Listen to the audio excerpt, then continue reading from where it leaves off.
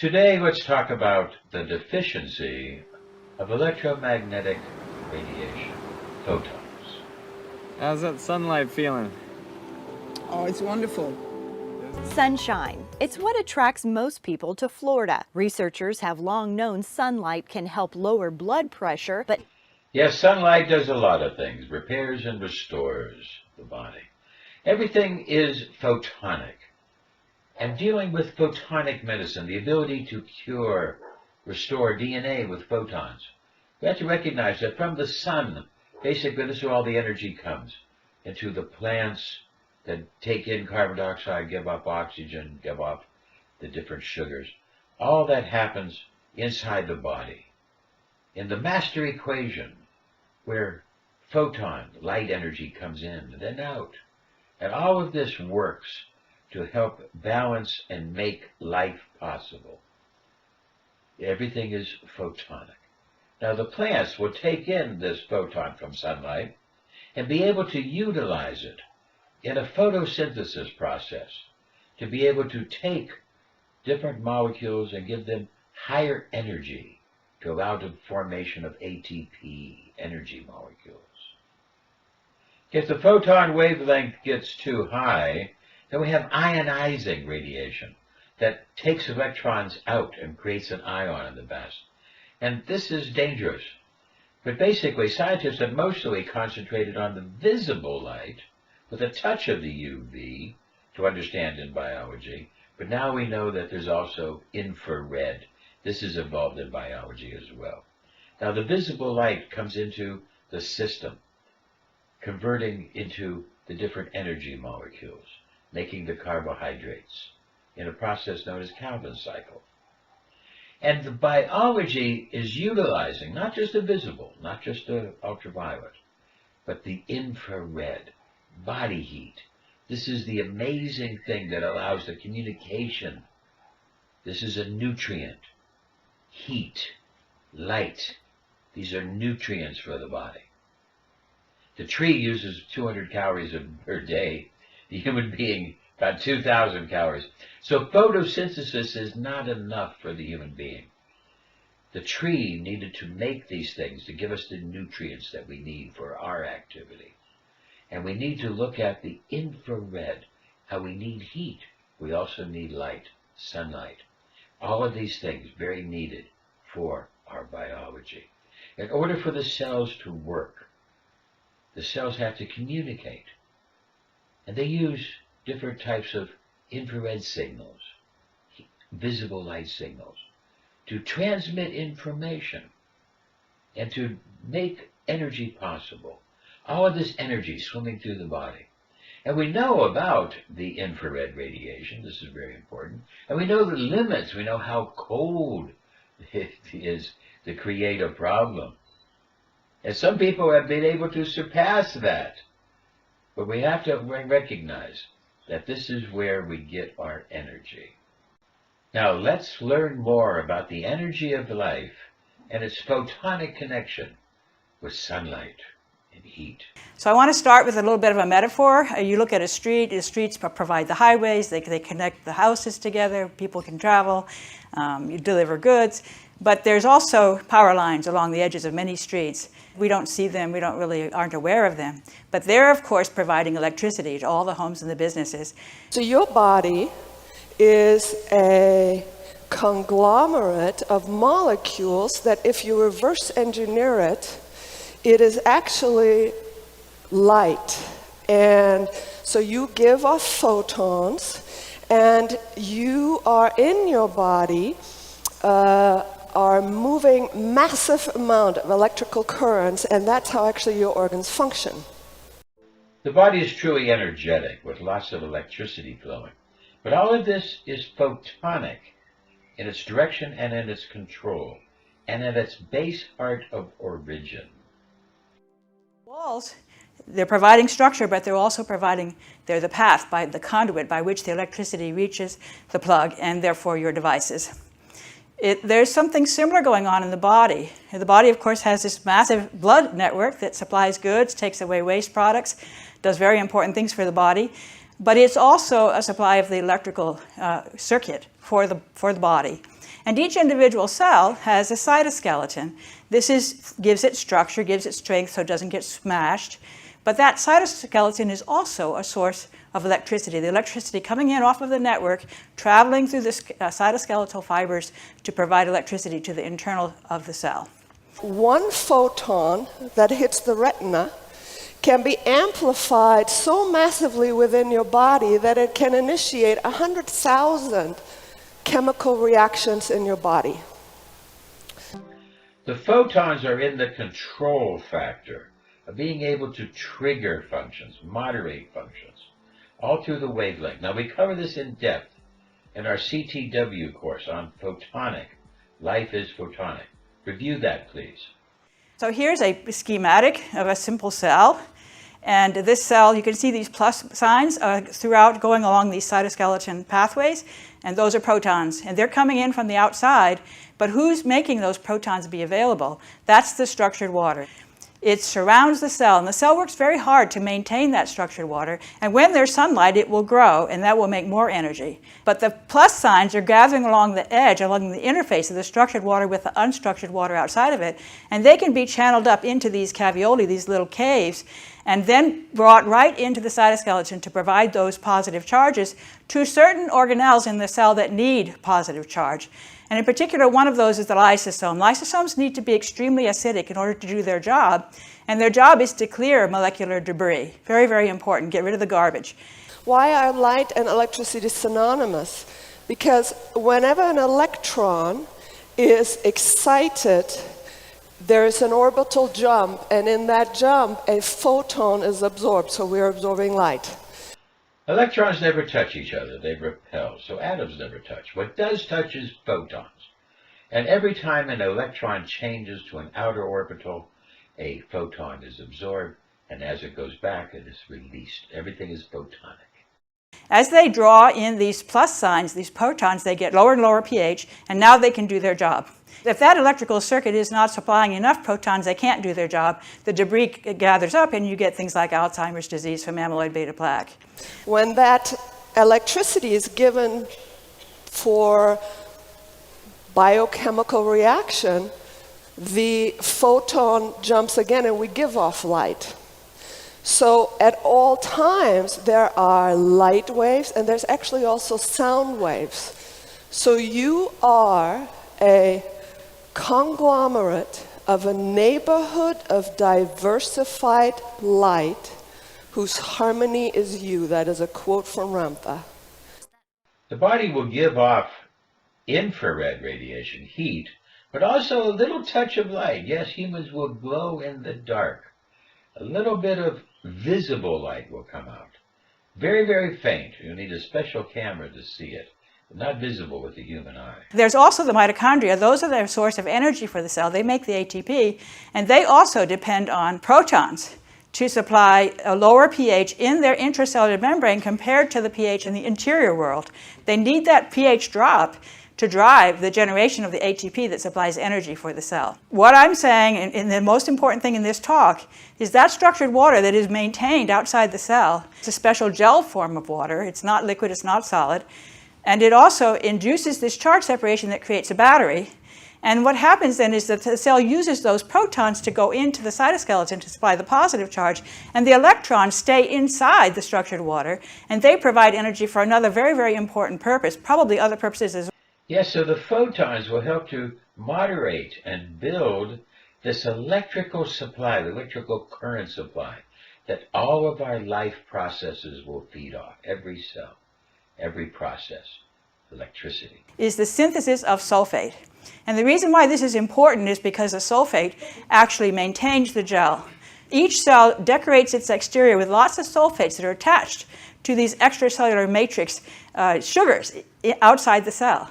And those sulfates are really important for maintaining this structured water. Sunlight can help lower blood pressure, but now a new study tells us why. And it's shown that at least ultraviolet UVA causes the skin to produce nitric oxide. It relaxes blood vessels so that the blood flow is better. And that can result in a blood pressure lowering of 2 to 5 millimeters. So here's a picture, very schematic, of red blood cells traveling through a capillary. They're very crowded in the capillary. It's a very tight squeeze. They decorate themselves with sulfate outside their cell, and they deliver that sulfate as they pass through the capillary. They shed it, and they're therefore shedding negative charge. And that negative charge is then building up along the capillary wall. And it's very interesting because as they do this, by the time they get to the vein and all of them are shedding their negative charge, this creates a battery between the artery and the vein, which then actually propels the red blood cell through the artery, through the capillary, because it's attracted to the venous side because of this battery. It's attracted to the cathode, and that will pull the red blood cell through so that the heart doesn't have to work so hard to pump. And furthermore, these layers, these sulfated layers along the wall of the capillary are very slick jello. The red blood cell can just slide through almost frictionless effort to get through that capillary. When these things break down, the red blood cell gets stuck and you have a no-flow situation. So Those with high blood pressure may see even bigger results, giving more proof how important sunlight is to your cardiovascular health. And what we know is that UV light is critical to producing vitamin D. Calcium is obviously very important for heart and muscle function. It's good for healthy bones. when you think about a red blood cell negatively charged moving through a region, that's going to create an electromagnetic field. And the body can use that as a signal, and in fact the body does. Very, very important signal. The wall of the capillary end of the arteries releases nitric oxide. These little guys over here are nitric oxide. Nitric oxide is very important in the blood because it relaxes the muscles and allows the blood to flow. But also vitamin D is very important in rebuilding DNA that gets damaged. And it's also important to stimulate sunlight, to stimulate the release of melatonin. And melatonin, like vitamin D, is an antioxidant. Capillary cross-section of a red blood cell, we're getting a little bit more into detail here. We have a bunch of things that we're pointing to. You can see the negative charge surrounding the red blood cell. That's actually cholesterol sulfate. Cholesterol is an important part of what makes the sulfate work. And the red blood cell has these cholesterol molecules in its membrane with sulfate sticking out that gives it that negative charge. And it sheds those cholesterol sulfate molecules as it goes through. They hop over to the other side and go into the endothelial cells, providing them with both cholesterol and sulfate. You can see I have these little sulfate molecules showing around the interior. We've got a few endothelial cells wrapping it around. And then they have this complicated glycosaminoglycans in their extracellular matrix. That's all these little strings there. That's the sugar chains. Those things have sulfates attached to them, and that's what's maintaining that structured water. Trying to at least have a period of time when you go out in the sun without sunglasses on to allow your body to recognize that it's in the sun. Probably putting on sunblock only if you're expecting longer exposures is a reasonable thing. This is my provocative proposal. Cholesterol sulfate supplies oxygen, sulfur, cholesterol, energy, and negative charge to all the tissues. Very, very important list of things. Sulfate has 4 oxygen molecules, so this is another way that the red blood cell can actually deliver oxygen to the tissues. It has the oxygen bound to the hemoglobin, but it can actually deliver the oxygen in the form of sulfate. The answers are changing on a daily basis as we get more information and realize how important sunshine is and how many things it helps us with, as opposed to how clear it is that it causes certain kinds of skin cancer. Sulfate is synthesized in the skin and in the red blood cells and in the platelets using the energy of sunlight. So if you look at the veins in the back of your hand, hold those up to the sunlight, you'll be making lots of sulfate, and that'll be combined with cholesterol to make cholesterol sulfate, and then that will end up making your cells very, very happy. And we believe the molecule that does this is the same molecule that makes the nitric oxide, which is very, very interesting. That we have written in 2 papers now, this group, claiming that endothelial nitric oxide synthase, eNOS, a very, very interesting molecule, can oxidize both sulfur and nitrogen. And it chooses which one to oxidize based on the situation in the current environment. It's constantly monitoring the signals, for example, the electromagnetic signals, to decide which one to make on a case-by-case, moment-by-moment decision. So the skin then is a solar-powered battery, and we are able to use the sunlight for energy just as the plants are. But we do it in this very different way that's actually going to provide us with what animals have, which is mobility and a brain. We have a nervous system. Plants don't have that. They use the sunlight very differently. So this is my bold claim: deficiencies in cholesterol and sulfate supplies to the blood and to the tissues are the most important factor behind modern diseases. And I have looked at many, many modern diseases, and I can see that in many cases what's happening is the body is attacking a particular organ or an organ system in order to get at the sulfate that's there, in order to give that sulfate to the blood because the blood is deficient. If the blood doesn't flow, the body doesn't work. So eNOS, unfortunately, is very vulnerable, and this is why we face a problem right now. It has a lot of dependencies. It depends on vitamin B12, which is cobalamin. That means it depends on cobalt. It depends on iron because it has a heme group. It depends, of course, on sulfur. There's a zinc atom in there. Of course, oxygen, glutathione, the antioxidant glutathione, and of course, sunlight. And so because eNOS is vulnerable to many different environmental toxins as well, such as mercury, aluminum, and particularly glyphosate, which is the one I've studied the most, which is in the pervasive herbicide Roundup that's pervasive in our environment, in our food, in our water. So once properly operated, our old friend, the nitric oxide here, is so powerful and helps so many different factors in life. Very incredible. And all based on a photonic idea. Roundup, I think, is causing a serious problem for eNOS, which is causing us to have this massive sulfate deficiency. So eNOS, in fact, it's a member of this class of enzymes called cytochrome P450 enzymes, which both aluminum and glyphosate have been shown to suppress. Monsanto knew that its weed killer could be deadly to people in 100 different ways. They knew this. They developed it anyways, because they make an awful lot of money on this, an awful lot of money. This Roundup chemical is now creating disease throughout the world as it interrupts on the photonic cycle. So how to stay healthy? Eat a strictly certified organic diet. My husband and I have been doing this only for the last 3 or 4 years when we first found out about glyphosate. It has done wonders for our health. We totally believe in it. Get lots of dietary sulfur. That means great foods like broccoli, garlic, onions, seafood, liver, for example, if you can get a healthy liver. Yes, sulfur is a key trace mineral needed for energy, needed for us to be able to electrically boost the circulation between the arteries and the venous system to the capillaries, all needing sulfur. Get out in the sunlight as much as you can. I love to take walks on the beach, in the water. You're getting everything there. You're getting the grounding, you're getting the sunlight, and fresh air. So really, really useful to take a walk on the beach in the sunlight. Yes, extremely useful that we need to be able to get this electromagnetic radiation. We need to be able to get the heat and the light, the visible light, in order for our biological processes to work correctly. In summary, the human body uses sunlight to make sulfate, which maintains gelled water surrounding cells. That gelled water induces charge separation, and that supplies electricity to the tissues. Sulfate is essential to prevent a no-flow situation in the blood. That's why the red blood cells can scoot through so easily through the capillaries. It makes the heart sing because it doesn't have to work nearly so hard. eNOS is a magical protein that makes sulfate in response to sunlight, but it's highly vulnerable to both deficiencies in certain nutrients and poisoning from various toxic chemicals, especially Roundup. This Roundup chemical has created so many different diseases. It is behind the problems of autism and a host of other different diseases. Deadly stuff should be prohibited.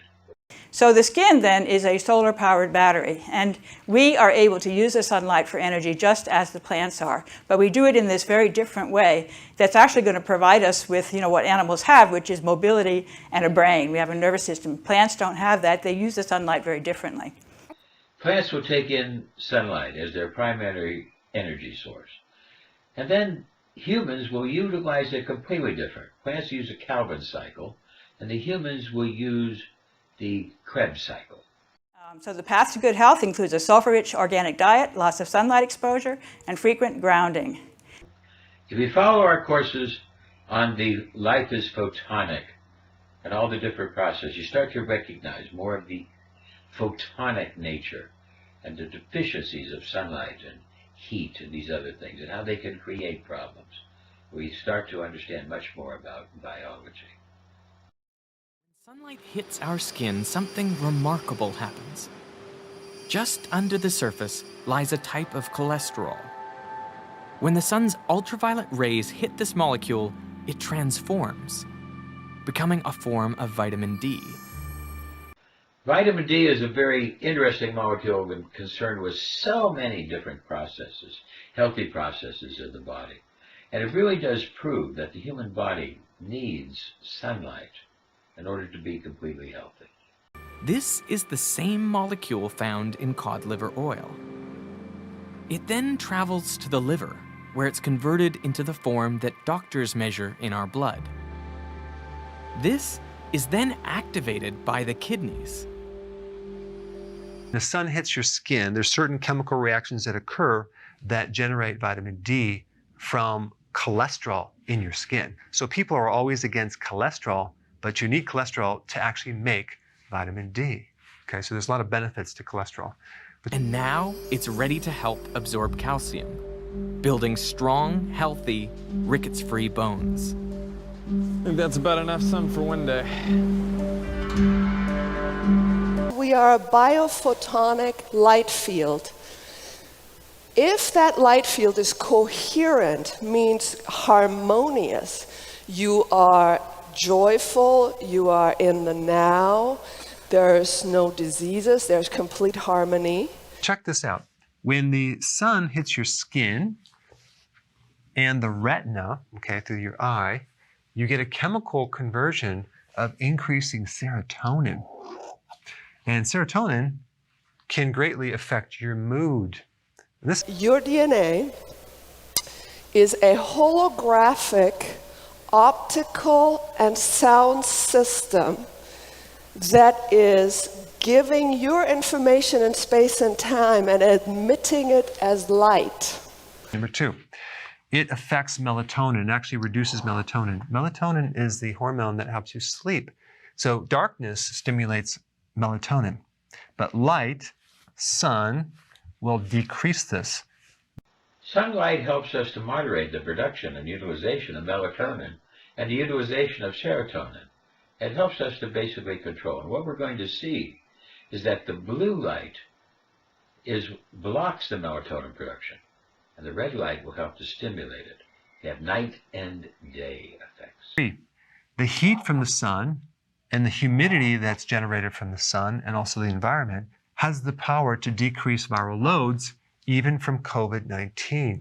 And this is where you're going to see, as you go into the summer, you're going to find that a lot of people are going to do much, much better simply because the reproduction of that virus is affected by the temperature and the humidity of the environment. The UV light coming from the sun is also needed in controlling infections. It has this ionizing effect and helps to destroy bacteria, fungus, virus, and other different factors. So it's very important that we learn about the photonic effects inside biology. 4, UV. This is a wavelength that you're getting from the sun that has antibacterial effects. And this has nothing to do with vitamin D. UV inhibits the growth of certain bacteria and other microbes. Nature's balance of the different light and the health effects and the stabilizing effects, the purity effects, very interesting. But indeed, the light of the sun is the main factor of life. Increase resistance to infection, so it helps your immune system. All right, number 6, the infrared wavelength of the sun is great for wound healing and decreasing pain. There's many different types of therapy using infrared. And sunlight is needed for us to monitor our emotions. Seasonal affective disorder, SAD, results if we just don't get enough of the sunlight. Now it's called depressive disorder with a seasonal pattern. So when our DNA is being read, one gene is being read in the context of your entire space and time, your holographic program. So your little toe knows that your brain, your ear, and your heart are functioning, and it knows it when it reads that one gene. So there is a circadian rhythm of the day, prompted by light, that hits parts of the brain through the pineal gland, through the eyes, and triggers the cascade of the different hormones. Melatonin is made at night while we sleep in the dark. Is that the genetic information of a biological organism can be captured as that holographic light and sound form, and it can actually be transferred from one species of a frog away 5 kilometers through a laser to another species of a frog, and you have transmitted that genetic information. Quick fun fact. Melatonin has the opposite so effect in animals, depending on if they sleep during the day or at night. Nocturnal animals' brains secrete melatonin at night, just like ours, but instead of making them sleepy, it gets them amped up to go knock over trash cans and other nighttime stuff. So what that means is that we can manipulate genes through light and sound. So let's say someone is ill and we give them molecules that are increasing the electricity within their system. So that is mass to mass. You're going to take, things like vitamin C, which is a profound electron donor, and all of its beneficial effects are related to its capacities to solve electrons in a watery solution, create an electrical current. So when winter comes around and the days get shorter, your brain can get mixed up, and your circadian rhythm and your mood can get out of whack. Another hormone at play in SAD is serotonin. Most of your serotonin is weirdly in your intestines, where it helps move digesting food along. But some is in your brain, where it keeps you feeling good. We are able to potentially genetically engineer humans of a whole different caliber in a new science, and we can do it by utilizing optogenetic systems. Your cells respond to light. You don't need to clip a gene. You just give it a light signal, and all aspects of cellular mechanism can be controlled by that. So bioengineering of superhumans can be done with light. So as we learn from the plants about light, we find out that there is an optogenetic science developing of using sound and light and different speeds to beat just chemistry and to get into the mood reactions and to understand what drives the hormones. And that recognizing that during the winter some people get depressed because they're missing some of that needed light. You see? So as we start to find out more and more about light and how to use light bars and different types of things in blue light and bringing these things into our home, we start to understand more and more about our biology. We will be using pink and red lights to turn off and relax at night, and blue lights in our houses to turn on the body, turn on. You don't even have to look at it. Just hang out next to it, share stories with it, have breakfast with it. It'll make you feel better. Medicines are another option. SSRIs are a class of drugs that may keep more serotonin in your synapses. In randomized controlled trials, SSRIs do better than placebos at treating SAD. Biology and a medicine using light, using sound, using energy, using the mind, using nature, and working this all together. So now as we see that there is definitely a need for light. There's a deficiency in certain people. We need light and heat. And we need to start to look at more and more of what we need as human beings. And starting to see the entire spectrum of light and all the majesties of biology.